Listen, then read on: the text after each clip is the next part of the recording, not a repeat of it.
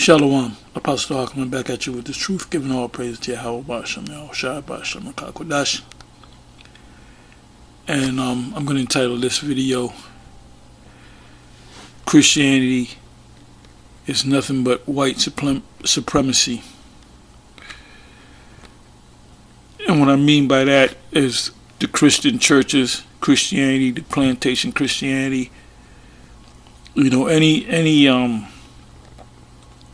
Israelite that are part of the American church or American Christianity or world Christianity or Renaissance Christianity, there's no hope for you. If you don't come out of that church, you'll be destroyed. And I see anybody that's a part of the church, of these churches, except for maybe a few prophetic churches that might teach that the mark of the beast is the chip and not take it. Well, if you're an Edomite, you're not going to make it anyway, whether you take the chip or not. So you're doomed no matter what you do. The only thing you can do, you Edomites, so-called white people, can do is leave the country so you don't get, eat a missile. But then you're going to get gathered together anyway. Either way, if you're an Edomite, if your line goes back to Esau, your future is captivity. Point blank, period. No ifs, ands, or buts. Now you got Israelites out there that look like Edomites, like Blake Griffin Jr.'s son, but that's a Jake. Anyway, this is from a video that I just came across entitled Response: Are Black People the Result of the Curse of Ham? And you see here on the left of your screen is what appears to be an Edomite. Could be of Italian descent, Irish descent, and whatever. Whether he's a Jake or not, I don't know, but he appears to be an Edomite. And then you have the devil on the right hand side of the screen. And in this video, it's a short video, this individual explains about the curse of Cain. And he does say that the curse of Cain are not so-called African Americans, but then he speaks about Cush. Now he doesn't say that we're the descendants of Cush or the Cushites. He even mentions Moses marrying an Ethiopian woman and Moses' sister Miriam coming against him for that, and the Most High cursing her with leprosy. And it's funny how he didn't go into what leprosy was all about. When you read about leprosy, is when you turn white, when your pigment is taken away, like an albino.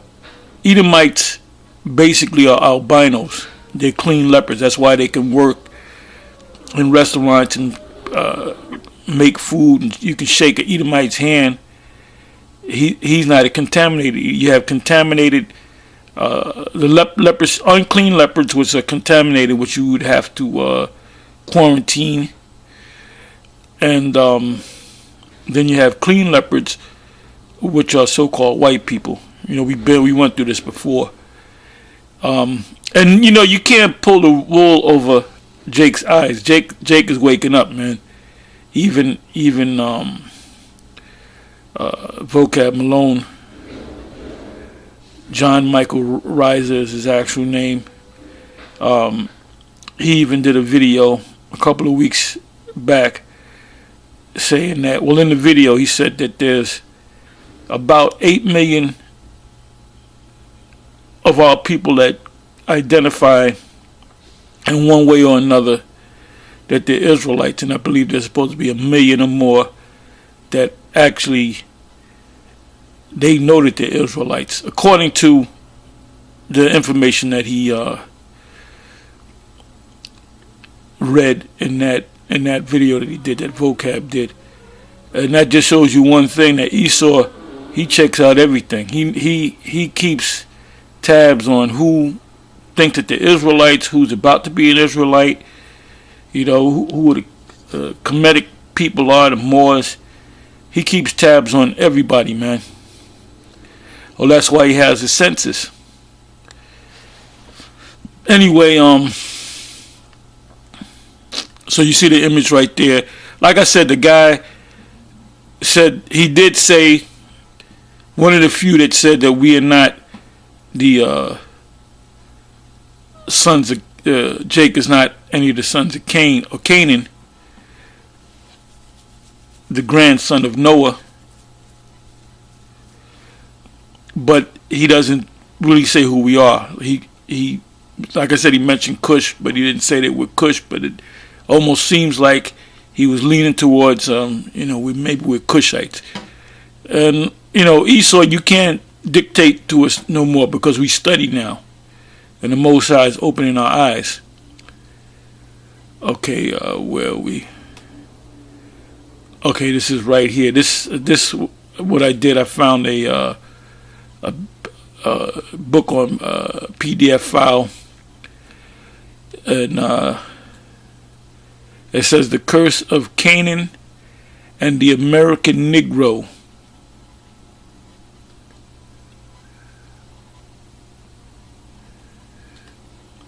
And that's the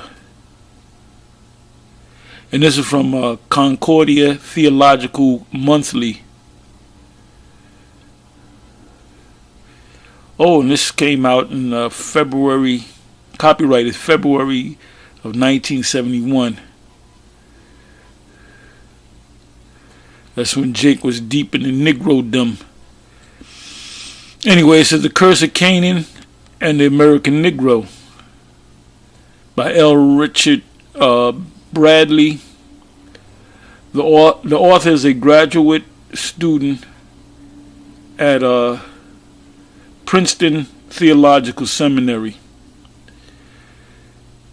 Most of your prestigious schools, if I'm not mistaken, have the theological seminaries where you learn about religion, Christianity. Anyway, it says the survey of past interpretation of Genesis 9, verse 25 to 27 supplies a helpful perspective from which to understand how the notion of white supremacy and Negro slavery in America were persistently justified on the basis of the curse of Canaan. So you have, let's go to the old churches. Let's go back to the time of hardcore slavery, and even today. They'll say, look, there's nothing wrong with enslaving Negroes because the Most High cursed them to be our servants. And then they'll go to Genesis 9 verse 25 to 27, which has nothing to do with us going into slavery. It's that's referring to the Israelites coming out of the land of Egypt. Well, this is the justification. The curse that was put on Canaan, because they were in the land of Canaan, what was called Canaan. And this is what the Most High said to do when we were in the wilderness, and the Most High said, okay, now it's time to give you your land.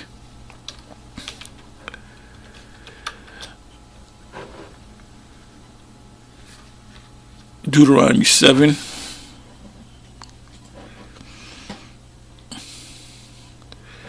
It says 7 verse 1, and when the Lord Yahawah thy power shall bring thee into the land whither thou goest to possess it, and have cast out many nations before thee, the Hittites, the Girgashites, which are all Canaanites, the Amorites, the Canaanites, and the Perizzites, and the Hivites, and the Jebusites, 7 nations greater and mightier than thou.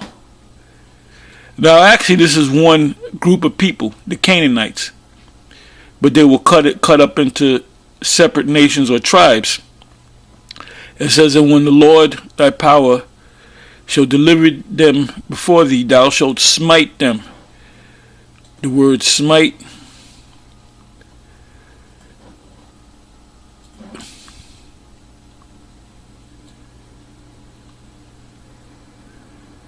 one word is to smite, to kill, to slay. So the Most High said, go into the land where these people have been living there for so many years and just kill them. You know, kill their babies, kill their women, kill their men, kill them off. Don't make any agreements with them. As you read down, and that's how the Most High gave us the land. So what Esau is doing, I mean, they don't do it too much now because they're ashamed of it. They're ashamed of their past, crimes. Slavery was a crime, man. Even though the Most High use Esau to enslave us for the punishment, Esau is still going to pay for that. Because they're putting hell on us even to this day. They haven't stopped discriminating against us.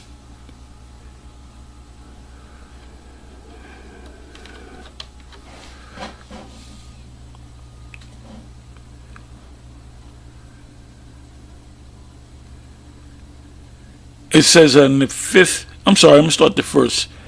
Moreover, the word of the Lord Yahweh came unto me, saying, Son of man, set thy face against Mount Seir. What does Mount Seir represent? It's not talking about going to an actual mountain and cursing out a mountain. Mount Seir represents the government of Esau, where there's no government of Esau down there set up. There ain't no power coming out of Mount Seir. The power is coming out of America and different parts. The power, in a nutshell, is coming out of the power of the beast system. It's a son of man, set thy face against Mount Seir and prophesy against it. And that's what we've been doing. In what form? We've been telling them that they're the Edomites. We've been telling them because we're the prophets of the nations, so we know who the nations are, pursuant to Jeremiah 1, verse 4. The Most High made Jeremiah a prophet unto the nations. And say unto it, thus saith the Lord, behold, O Mount Seir, which are the Edomites, which we identified who the Edomites are, I am against thee, and I will stretch out mine, every one of you, my hand against thee, and I will make thee most desolate. How is he going to do that? By thermonuclear destruction, the missiles, the ICBM. I will lay thy cities waste. How is he going to do that? By the missiles. And thou shalt be desolate. And this is talking about America, because there's going to be many lands that's going to be destroyed by these missiles, but they're going to be built back up, including the land of Israel. But America is not going to be built back up. And thou shalt know that I am Yahawah, because the kingdom is going to be established, because thou hast had a perpetual hatred and has shed the blood of the children of Israel, even to this day, by the force of the sword. The modern day sword is a gun. In the time of their calamity, in the time that their iniquity had an end. Therefore, as I live, saith the Lord, I will prepare thee unto blood. This is for you, Esau, the inhabitant of Mount Seir. And blood shall pursue thee. Saith thou has not hated blood, because you love blood, you love killing people, even blood shall pursue thee. Thus will I make Mount Seir most desolate, and cut off from it him that passes out, and him that returneth, which is actually America. That's going to be the place that's going to be desolate. And I will fill his mountains with the slain men, and in the hills and in the valleys and in all thy rivers shall they fall that are slain with the sword. The sword is the modern day sword, which is going to be war, because it's going to start as a war, and then ultimately the missile is going to be shot. I will make thee perpetual desolation. That's America, Babylon the Great. And thy city shall not return. New York City, Las Vegas, Los Angeles, Atlanta, Georgia. And ye shall know that I am Yahawah, because thou hast said, these two nations and these two countries shall be mine. And because this land of Babylon was known as the land of Canaan that Jake had power over, and the land of Israel. And then you had power over the two kingdoms. Okay, so let's go back to the article.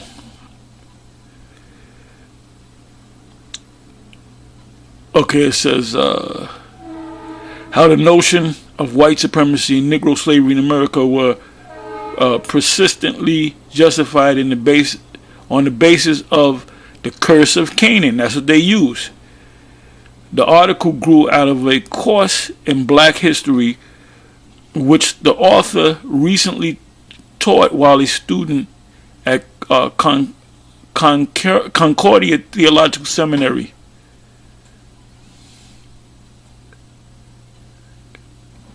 It says one of the darkest spots in the record of race relations within Christianity has been the use of the curse of Ham. See, that was their justification to justify the American institution. And when we teach you that you're going to slavery, we're just bringing out of the Bible. We're going to be justified in enslaving you.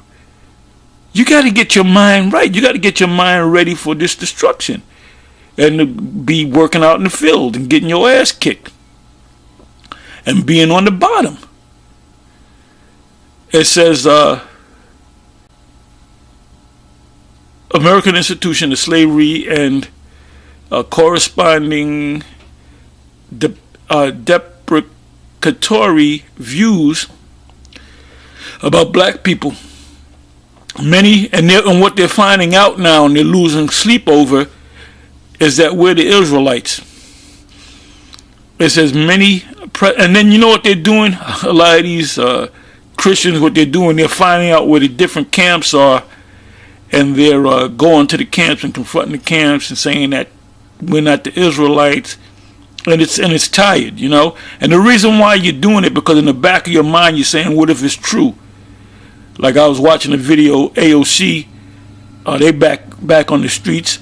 Hashar wasn't there, but there was the main brother, the heavyset brother. I remember him when he was born. I remember his father. I remember his father, man. Long before that man was born. I remember when he was born, and they brought him up to One West, and they anointed him with oil. I was right. I remember him. I remember him growing up. So show you how far back I go. It says, so you had this, when you watch that newest video that they had on the street, you had an Edomite, guy that looked like an Edomite, he could have been Italian, and you had, I believe it was two Jakes, and they were bringing up the same argument that Vocab brings up. They bring up the same argument, you know, the slavery thing, and Deuteronomy 28 is not talking about that. You shall sell yourselves, and no man shall buy. Where in history can you give me a time in history where people went from one country to another country, stand out on the seashore talking about we're for sale, you want to buy us? Well, if you're selling yourself, who's going to get the money? So you're gonna sell yourself into slavery.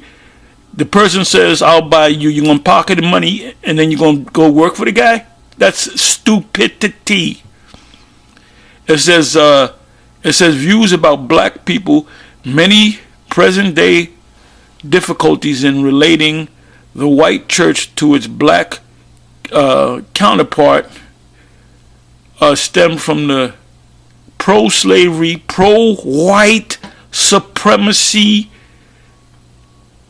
interpretation, because that's what it is. This is white. The Christian, American Christian church is an institution of, you might as well have KKK centers all over the place. I have a friend in Pennsylvania, two houses down, there's a church, and it's a KKK church. And the guy was in there, he had the KKK, the symbols and shit.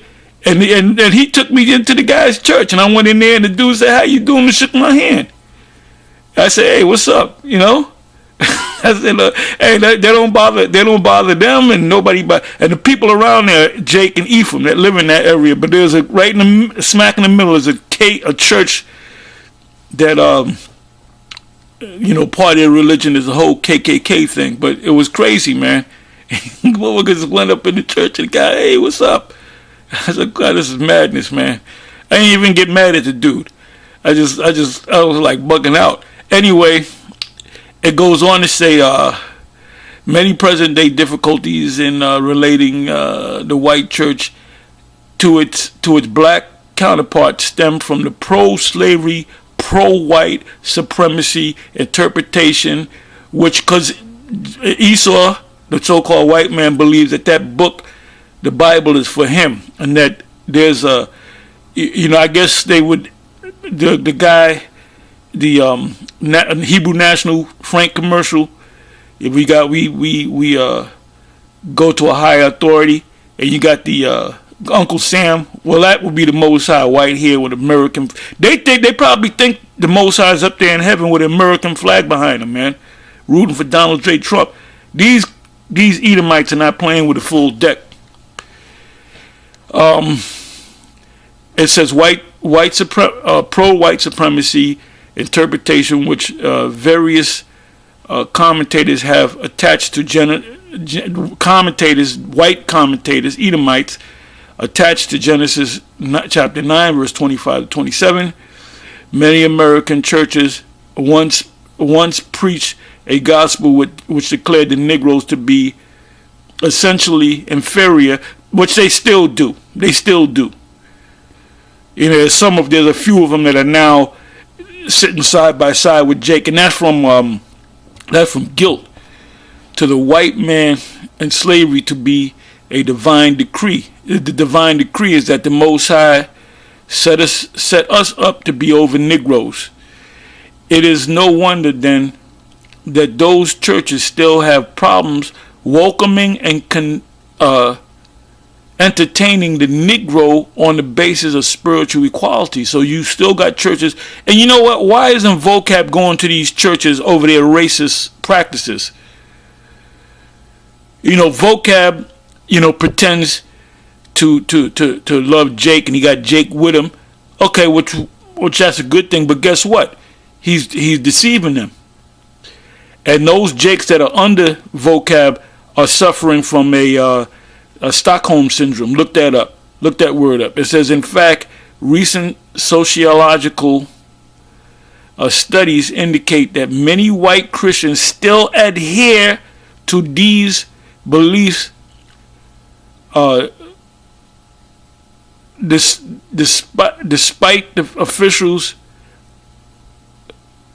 despite official denominational announcements to the contrary. And that's all I'm going to read on that. And you know what? I'm sorry. Let me read down. It says, as sad as it may be, the fact remains that 11 o'clock Sunday morning is still the most segregated hour of American life. What does that mean? You got Jake going to their churches, and you got Esau going to their churches. So that's racism. That's segregation. Against this background, and inquiry into the interpretations attached to the curse of Ham becomes important. So that that's why so many Jakes are leaving the church, and I would say 98 to 99% of these brothers that are woken up to being an Israelite came out to Christian church. So the Christian church is dying a slow death. Reading on, so that one can determine whether the church has been the victim of social pressure or faulty exegesis, or both. Two basic meanings have been derived from this passage. According to John Lang, however you say his name, the application of the curse to Ham was early made by commentators, but it's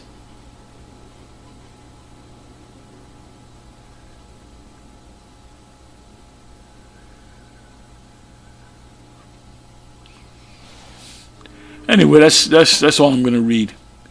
I'm just going to keep on reading. Anyway, the key point was right here.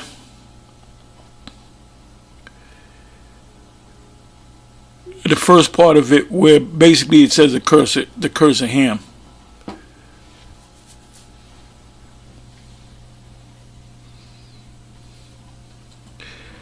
And let me cut this short. Lamentation 4.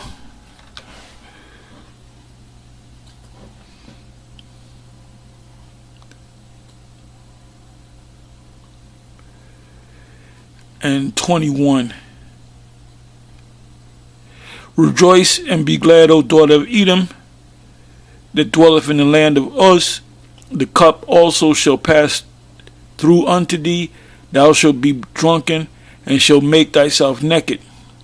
The punishment of thine iniquity is accomplished, O daughter of Zion, which are the Israelites.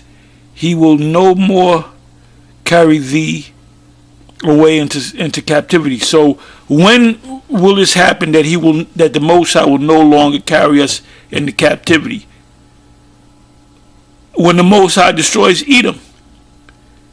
So what nation has power over us? The so-called white man, Europeans. So who would, by a process of elimination, who would they have to be? It can't be Canaanites or Moabites. They're Edomites. This scripture right here proves that you so-called white people are Edomites.